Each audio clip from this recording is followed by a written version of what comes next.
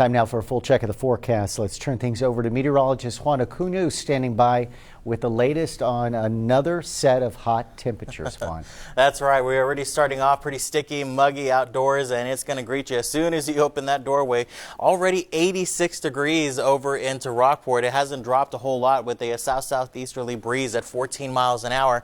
Given the humidity in the air and given that amount of wind, it feels like 100 degrees out at the Naval Air Station at this early morning hour, believe it or not. 85 off in Ingleside, feeling like 99 there, feeling like 97 over in Rockport. So already a stuffy, warm start to the day, and even into the upper 70s from Beeville on over towards Alice. As we take a look at the pollen count for today, we do have moderate counts of the grass, ragweed, the tree, and mold are on the low side. That's certainly some good news. As we take a look at the Doppler radar this morning, not a whole lot going on, but a couple of little showers just north of Rockport going along 35, just south of Oswell, and just to the west of Bayside, got a little sprinkle just going on south of Woodsboro as well. So as we look at the hourly forecast for today, still think we'll see a healthy amount of some sunshine out there. The breeze will be picking up southeasterly 15 to 25. So again, that's going to lead to high heat indices across the area. We do have the coastal flood advisory and again the heat advisory in place for those heat indices up to 115 degrees. In fact, let's take a look at it for us here. As we go to 96, we'll be in the range of around 112 here in Corpus Christi, much higher than that for the inland areas.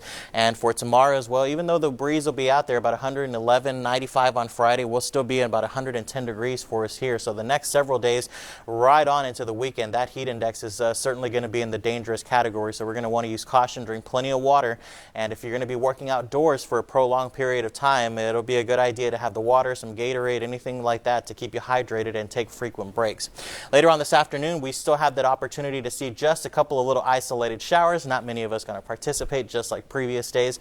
We do calm down and things will quiet down by 10 o'clock tonight as we head into tomorrow morning, starting off with some cloud coverage, and then in the afternoon, the chance for some isolated showers just goes away as we'll see lots of afternoon sunshine. And as far as rainfall amounts are concerned, those of you who do get the rainfall, anywhere between a few hundredths, maybe up to a quarter of an inch of rain. So once again, as we track the tropics, there's the latest on Tropical Storm Henri with the 65 mile an hour winds gusting to 75. This is just going to stay off in the open water. It's very close to near St. George and expected to stay in that location for the next couple of days. So, Grace is still tropical storm as well, 65 mile an hour winds gusting to 75.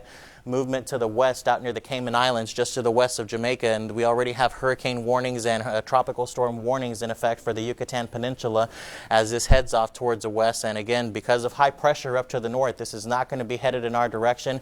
It is forecast to become a hurricane later on this afternoon. Once it crosses the Yucatan, it'll weaken slightly back to a tropical storm before regaining strength as a hurricane, a Category 1 hurricane just south of Tampico. And again, over the weekend, that's when we have the opportunity to see maybe a few showers over the weekend, but not a whole lot. It's going to be about the heat isolated for today, middle to upper 90s, and over the weekend watching Grace with just a few isolated showers.